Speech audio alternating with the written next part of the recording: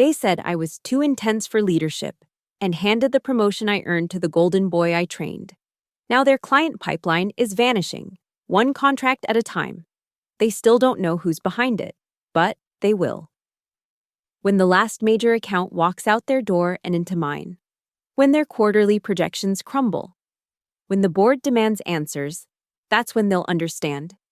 You don't steal someone's dreams and expect them to quietly disappear. You especially don't hand those dreams to someone who learned everything from the person you betrayed. My name is Madison Cole, and I wasn't born into the kind of family that opened doors with phone calls.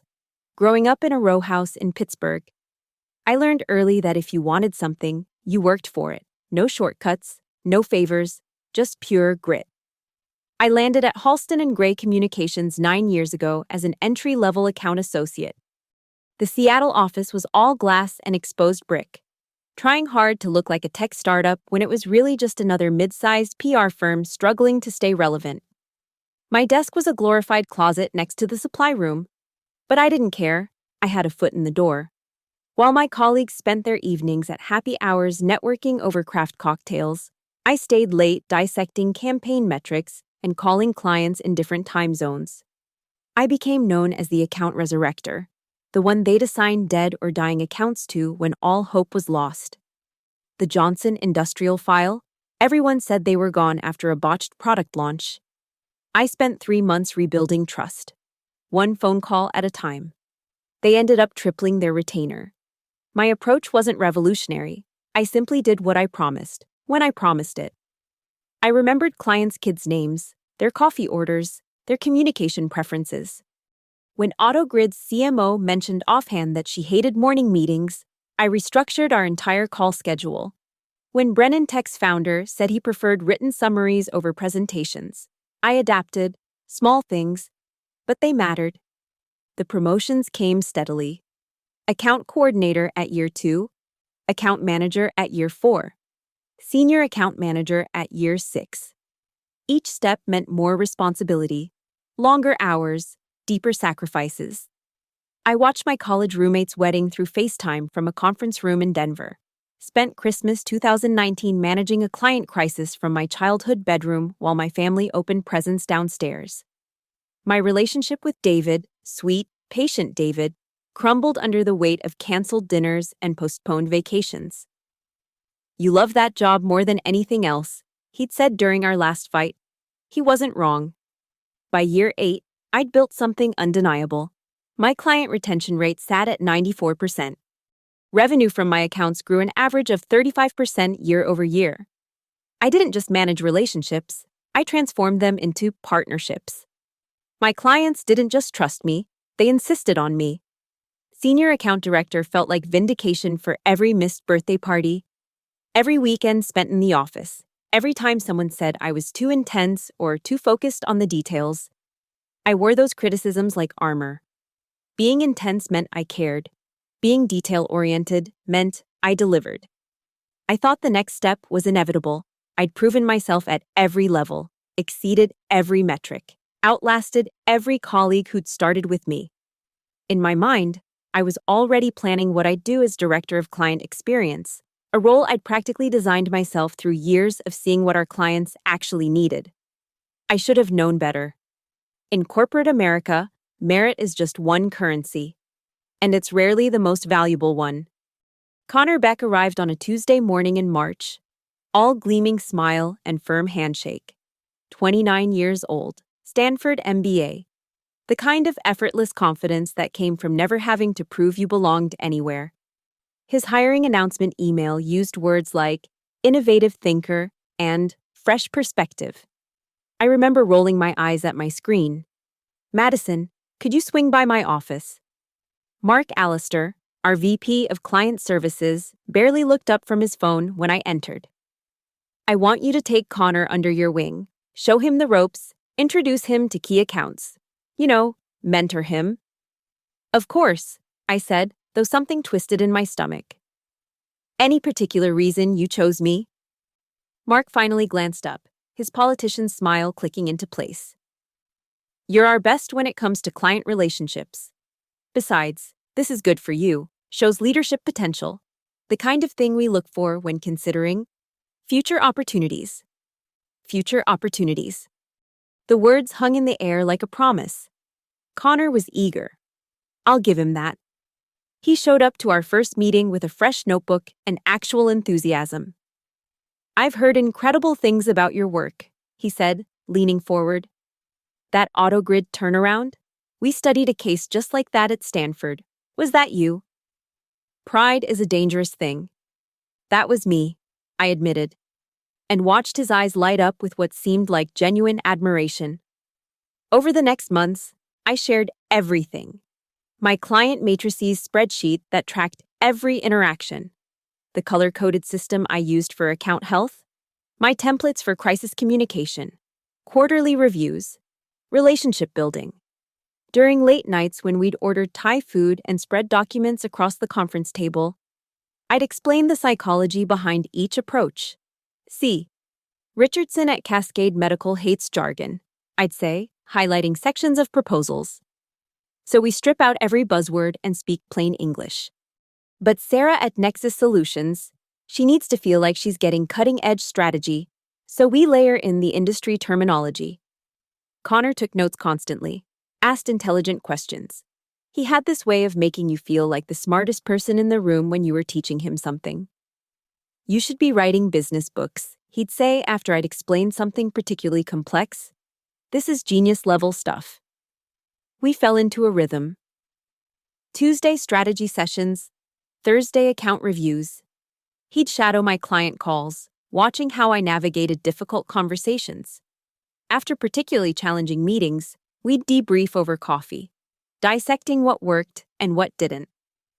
"You know what this company needs?" I said one evening, both of us exhausted after landing a difficult renewal.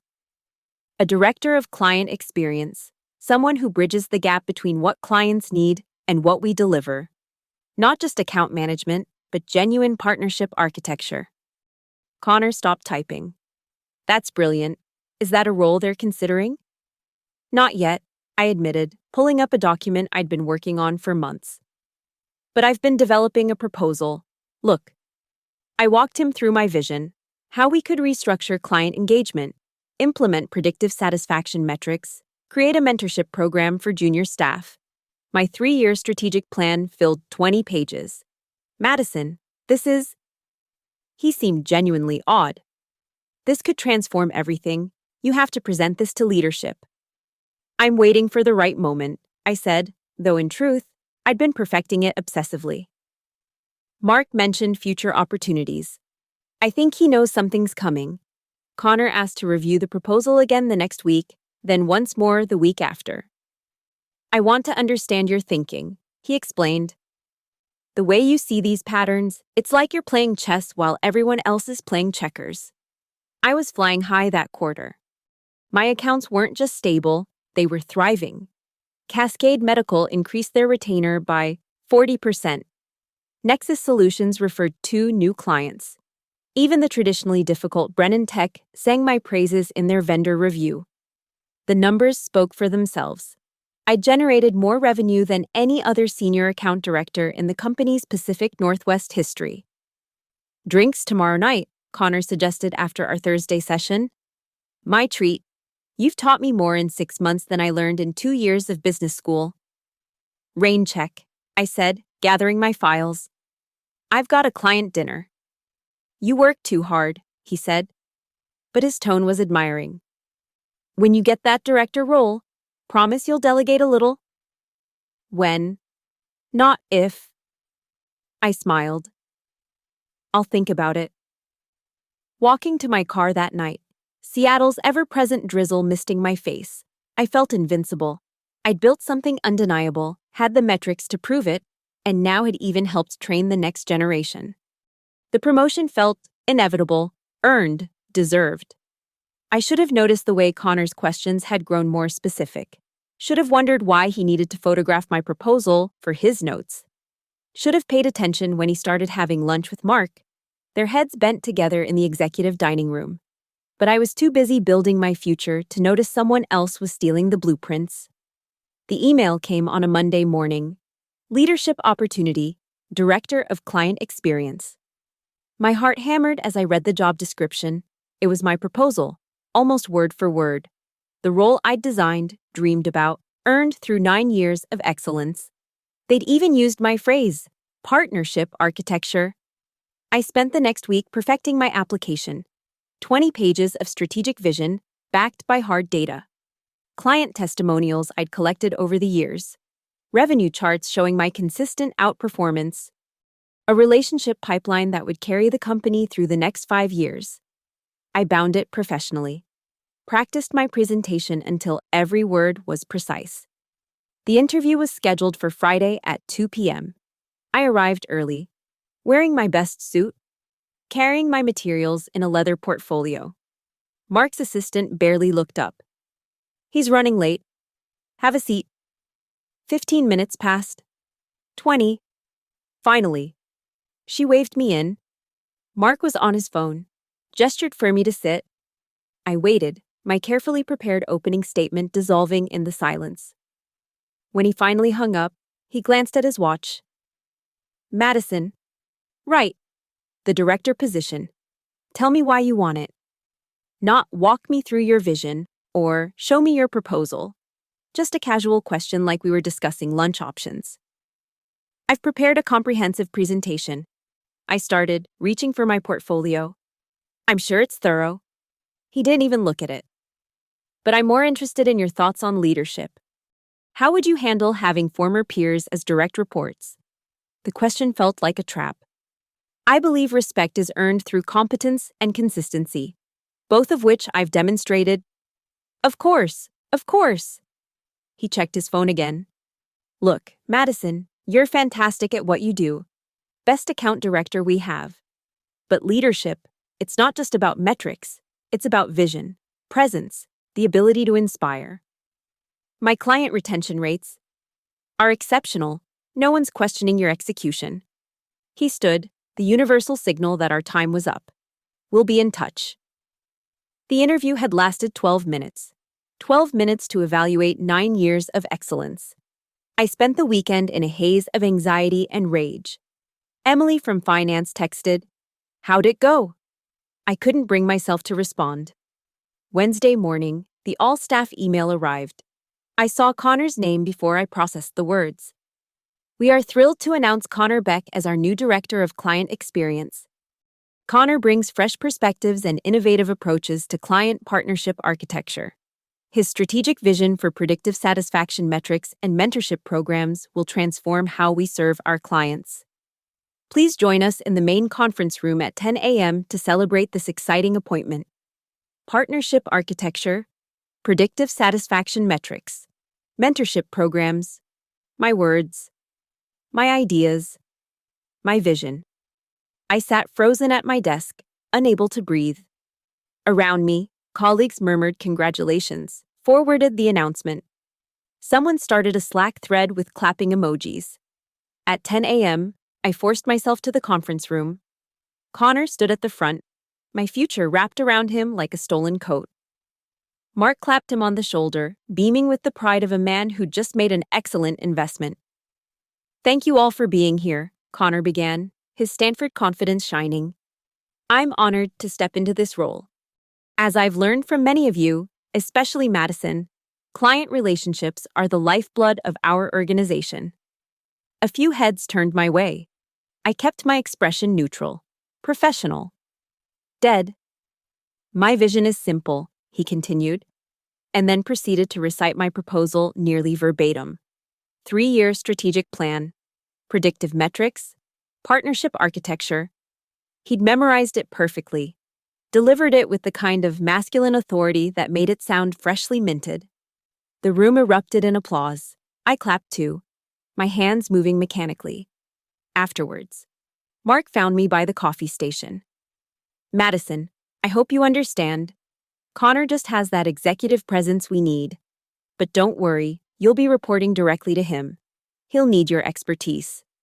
Reporting to him? The man I'd trained. The man who'd sat across from me for months, absorbing my ideas like a sponge, all while planning this theft. "Of course," I heard myself say. "I look forward to supporting his vision." Mark's relief was palpable. I knew you'd be professional about this. That's what makes you so valuable. Valuable, like a tool, like a resource to be mined.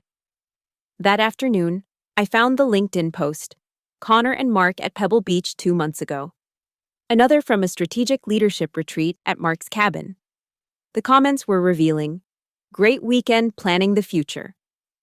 Excited about what's ahead, Emily appeared at my desk around 4, her face a mixture of sympathy and rage. Madison, I'm so sorry. This is such bullshit. It's fine. I lied. She lowered her voice. You know why they picked him, right?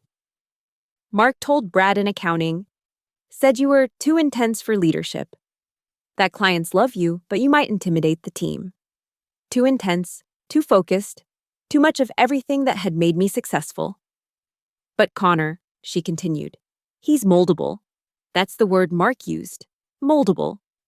That night, I sat in my apartment with a bottle of wine, staring at my laptop.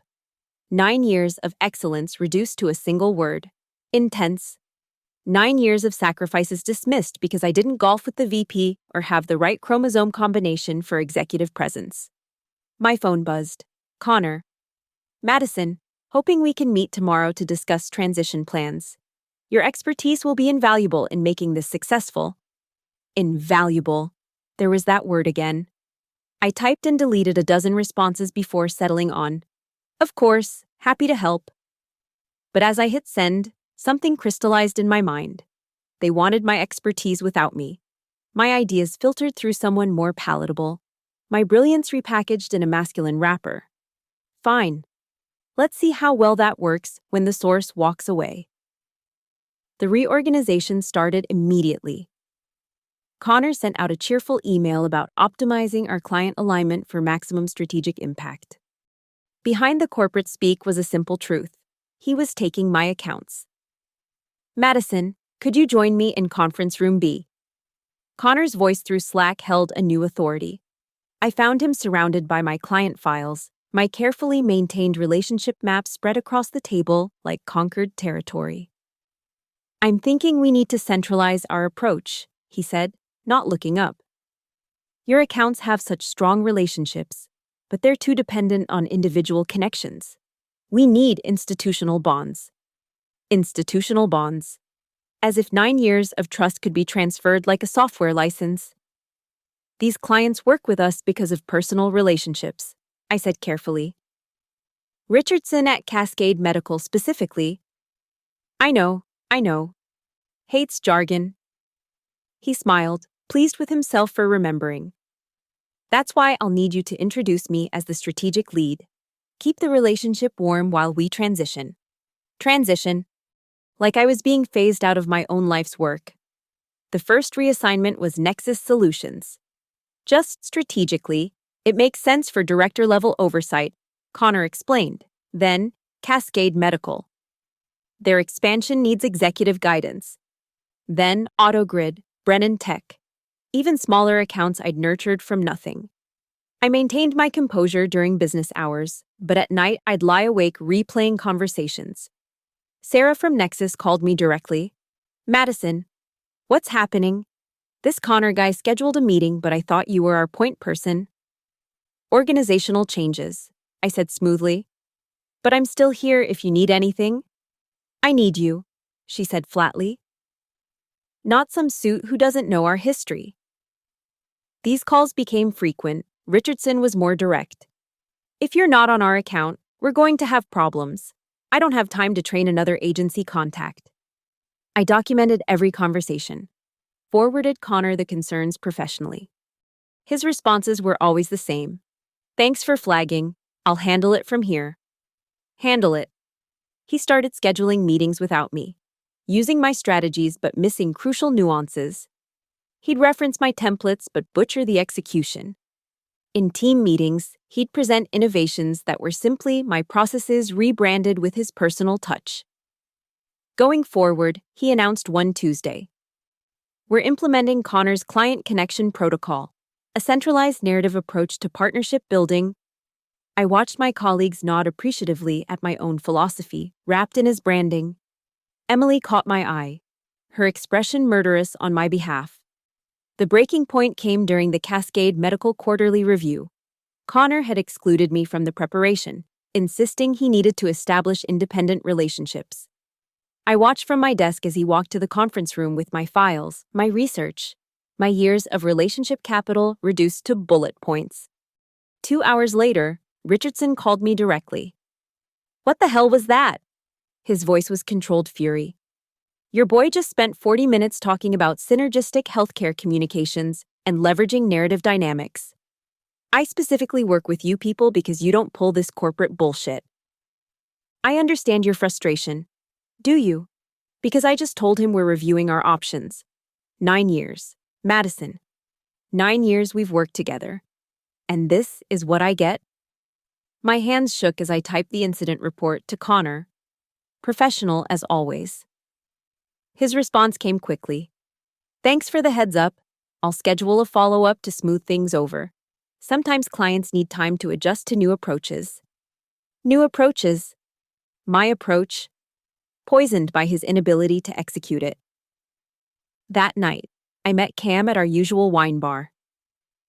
She listened to me vent, her expression growing darker with each detail. "So leave," she said simply. "Start your own firm." "I can't." "Non-compete clause. Does it prevent clients from finding you?" I stared at her, wine glass suspended halfway to my lips. "What?" "I'm just saying, if clients happen to leave Halston and Gray and happen to find you later." She shrugged. "That's not solicitation. That's just the free market." The idea was dangerous, seductive, impossible. "They'd destroy me," I said. "They're already destroying you." Cam leaned forward. "Madison, they took your promotion, your ideas, your clients, your work. What else is left to lose?" That night, I pulled up my employment contract. Section 7.3, Non-Solicitation. I couldn't actively pursue Halston and Gray clients for 12 months. But nothing prevented me from starting a competing business. Nothing stopped clients from choosing to leave. The next morning, Connor announced another centralization initiative. My remaining accounts would be elevated to his direct oversight. I sat in the meeting, watching him dismantle 9 years of my professional life, and felt something shift inside me. They wanted my clients without me. They wanted my expertise filtered through their golden boy. They wanted my intensity packaged in his empty charm. "Madison," Connor's voice cut through my thoughts. "You'll coordinate the transition documents." I smiled, the first genuine smile I'd felt in weeks. "Of course, I'll make sure you have everything you need." He had no idea what that would mean. None of them did. That afternoon, I started making lists. Client preferences Connor didn't know. Relationship nuances he'd never understand. The invisible threads that held these accounts together. Threads that would unravel the moment I stopped weaving them. They thought clients were assets to be transferred. Relationships that could be reassigned like parking spaces. They were about to learn how wrong they were. My phone buzzed. Richardson again. "Madison, please tell me you're not going anywhere. I can't deal with another agency if you're not there." I typed carefully. "I'll always make sure you're taken care of." It wasn't a lie. It just wasn't the whole truth. The lawyer's office smelled like leather and old money. Nadine Shaw had been my friend since college, now a senior associate at a firm that specialized in employment law. She reviewed my contract with the kind of focus I used to reserve for client strategies. "You're right about the non-solicitation clause," she said, highlighting sections. "You can't actively pursue Halston and Gray clients for 12 months. But," she looked up, a small smile playing at her lips. "There's nothing preventing you from starting a competing business. Nothing stopping you from announcing that business. And absolutely nothing that prevents clients from choosing to leave Halston and Gray of their own accord. So if they happen to find me, that's their choice. Free market, Madison. As long as you don't initiate contact about business opportunities, you're clear." That night, I started building ClearPoint Partners, a name that promised what clients actually wanted: transparency, direction, no corporate doublespeak or stolen strategies. Just clear, pointed results. I found office space in a converted warehouse in Georgetown, all exposed beams and industrial windows. The rent was steep, but I'd saved obsessively over the years, treating bonuses like they didn't exist. Those sacrificed vacations and canceled dinners were about to fund my freedom. The branding came together quickly, clean lines, professional but approachable. I hired a web designer who understood my vision immediately. Sophisticated but not stuffy, she said, showing me mock-ups. Like you actually give a damn about clients. Exactly. While Connor continued dismantling my work at Halston and Gray, I built my future methodically. Business license, tax ID, insurance, bank accounts. I incorporated case studies from my pre-Halston work, careful to avoid any proprietary information. My lawyer reviewed everything twice. At the office, I maintained perfect professionalism. I documented transition plans, created detailed handoffs, responded to Connor's increasingly frantic requests for clarification on client relationships.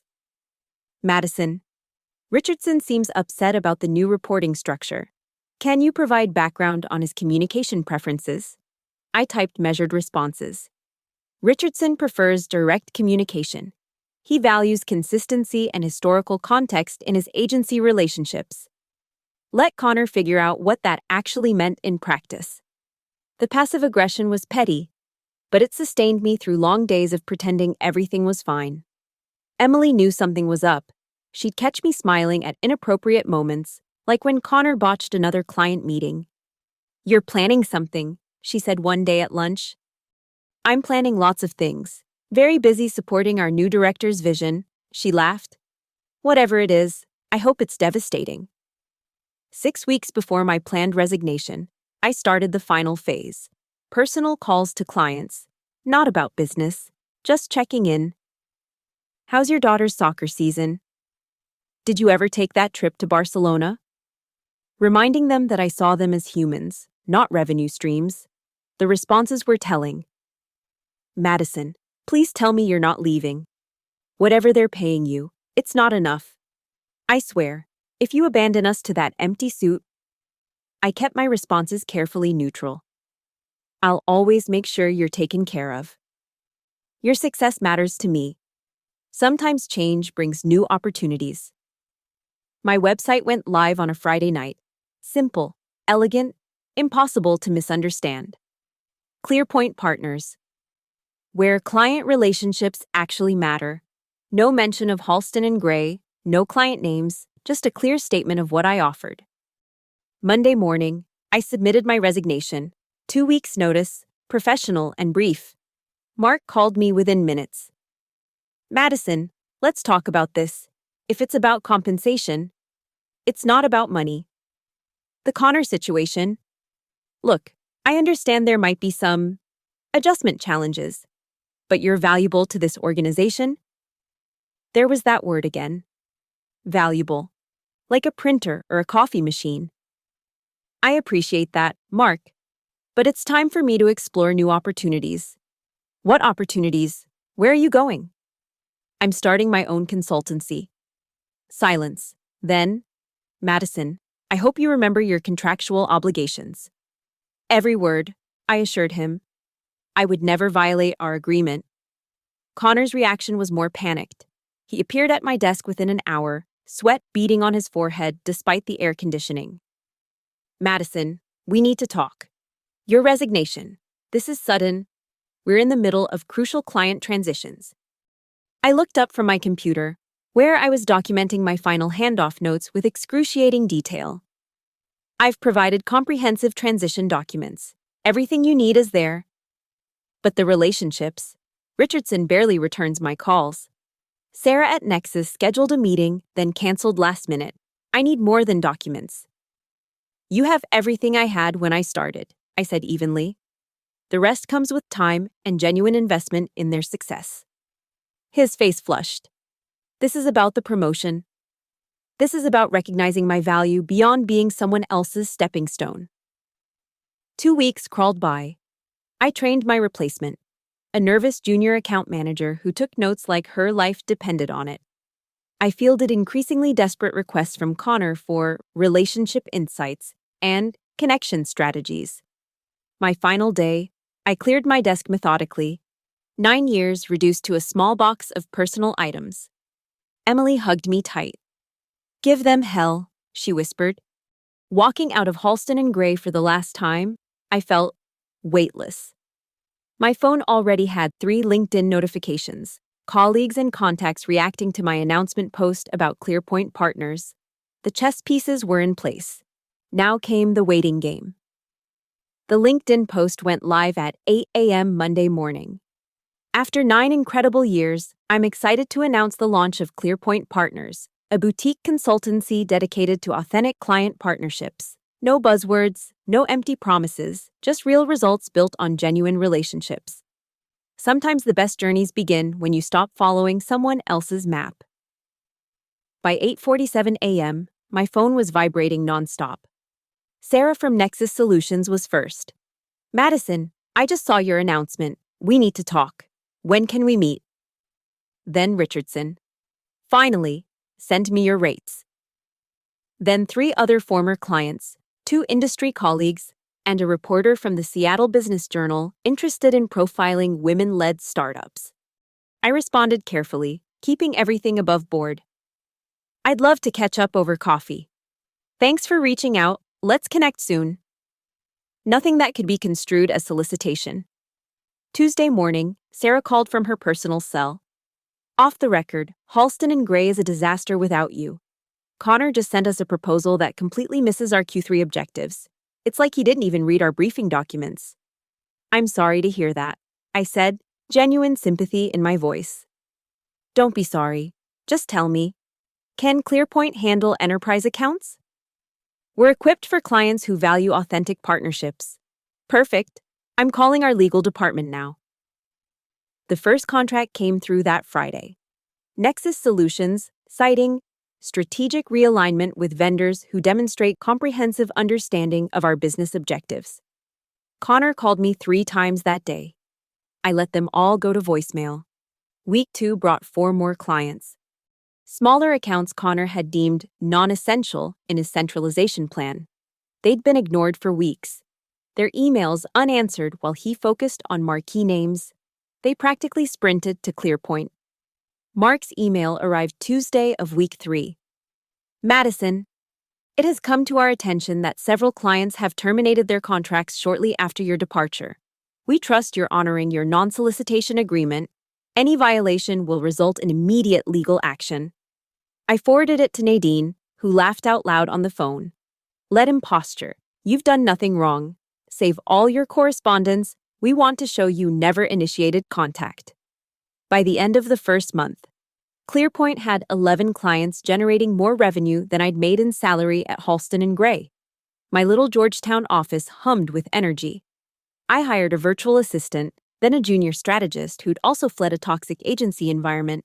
The industry started talking. Adweek ran a small piece about the great client migration, noting how several major brands had suddenly switched agencies. They didn't name names, but anyone paying attention could connect the dots. Connor's voicemails grew increasingly desperate. "Madison, we need to discuss transition strategies. Please call back. This is affecting team morale. This is unprofessional. You're hurting people who had nothing to do with your situation." That last one almost made me laugh. My situation. As if I'd created this mess. Week 6 brought the tsunami. Richardson at Cascade Medical called a meeting with Halston and Gray leadership to formally terminate their 9-year relationship. His feedback was brutal and specific. "You promoted someone who doesn't understand our industry, assigned us to someone who speaks in buzzwords instead of results, and lost the only person who actually gave a damn about our success." The termination letter was copied to half their board. That domino triggered others. AutoGrid followed within days. Brennan Tech sent a particularly scathing exit survey that somehow made its way to industry forums. The phrase "style over substance" appeared multiple times. My old colleague Josh texted me screenshots from Slack. Panic mode, emergency meetings. Connor had been removed from 2 accounts after clients complained directly to the CEO. Mark was fielding calls from board members asking how they'd lost 40% of their Pacific Northwest revenue in 8 weeks. Madison, Mark's voice on my voicemail sounded strained. We should talk. Perhaps there's a way to collaborate. ClearPoint could be a valued partner. Valued. There was that word again, trying to pull me back into their orbit. I didn't respond. Week 8 brought validation in the form of a Forbes contributor reaching out. I'm writing about the rise of relationship-focused agencies. Your story keeps coming up. The strategist who walked away and took half an agency's value with her. Care to comment? I gave a careful quote about the importance of authentic client partnerships and building businesses based on trust rather than hierarchy. Nothing vindictive, nothing that could be weaponized against me. Just truth, served cold. The article ran with the headline, From Passed Over to Powerhouse, How Madison Cole Redefined Client Loyalty. Connor texted me that night. Congratulations on the Forbes mention. I always knew you were destined for great things. I stared at the message, anger and pity warring in my chest. Even now, he was trying to rewrite history, to position himself as supportive rather than complicit. I typed back, I learned from the best, just not the way you think. Then I blocked his number. By week 10, ClearPoint had a waiting list. Halston & Gray had lost 17 clients total, with more contracts up for renewal. The word was out.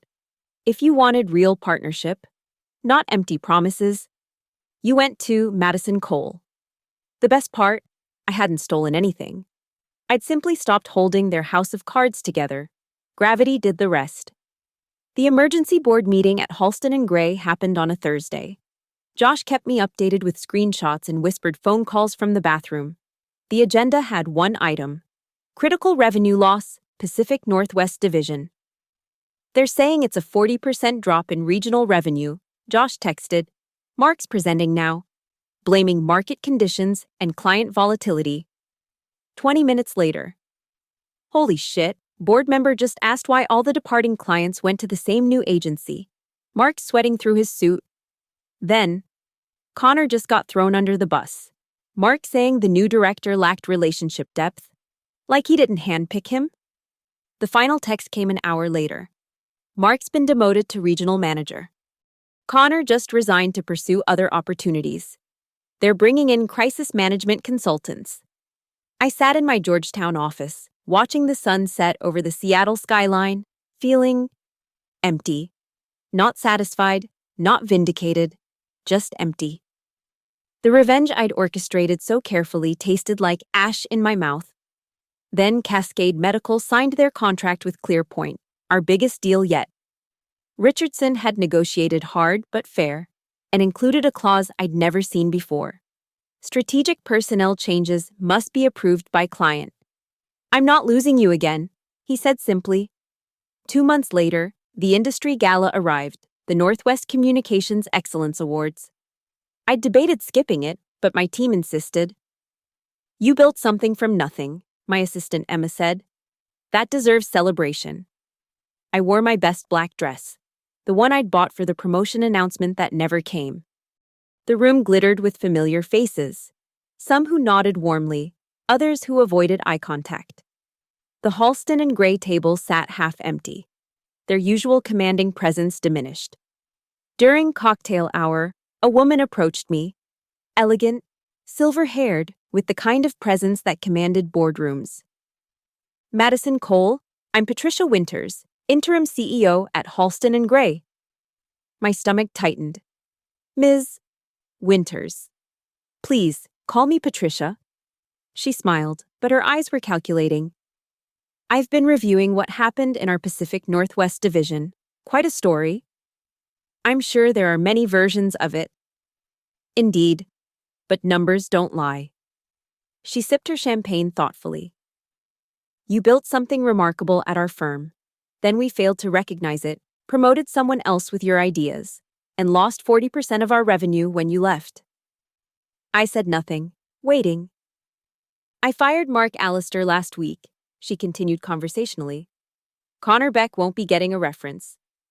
But that doesn't solve my problem, which is, I have a hemorrhaging division and a reputation to rebuild. She met my eyes directly. We could offer you partnership, full equity stake, your choice of title. Essentially, the job you should have had plus significant ownership. The offer hung between us like a loaded gun. Everything I'd wanted, offered far too late. I appreciate the offer, I said carefully. But I already have partners, my clients. And I've learned the difference between being valued and being valuable. She nodded slowly. I thought you might say that, but I had to try. She handed me her card. If you ever want to discuss a merger or acquisition, ClearPoint buying out our Pacific Northwest division, call me. I watched her walk away, the possibility of ultimate victory in my pocket. Buying the division that had rejected me, the final chess move. But as I looked around the room at my team celebrating, at clients who'd risked their own careers to follow me, I realized I'd already won. Not the game I'd originally played, but a better one. Later, as we accepted the award for Emerging Agency of the Year, I thought about Connor. Last I'd heard, he was consulting while looking for his next executive role, still posting thought leadership articles on LinkedIn that no one engaged with. And Mark, teaching marketing at a community college, according to Josh. A soft landing for someone who'd played favorites and lost. Standing at that podium, looking out at an industry that now knew my name for my own accomplishments. I said simply, ClearPoint Partners exists because I learned a valuable lesson. Never let anyone else define your worth. When you know your value, you don't need their validation. You just need the courage to bet on yourself. The applause was thunderous, but the sweetest sound was Richardson's voice calling out from the Cascade medical table. That's our partner. They gave him my promotion, so I took their clients. But in the end, what I really took was my life back. Sometimes the best revenge isn't destroying those who wronged you. It's building something so undeniable that their betrayal becomes nothing more than a footnote in your success story. They thought they were stealing my future. They were just lighting my fuse. Thank you so much for listening to my story. I'd love to know where you're listening from. Drop a comment below and let's connect. If this story resonated with you, please subscribe to the channel and share your own thoughts about workplace betrayal and finding your worth. Have you ever had to bet on yourself against all odds? Let me know in the comments. Your support means everything, and I can't wait to hear your stories too.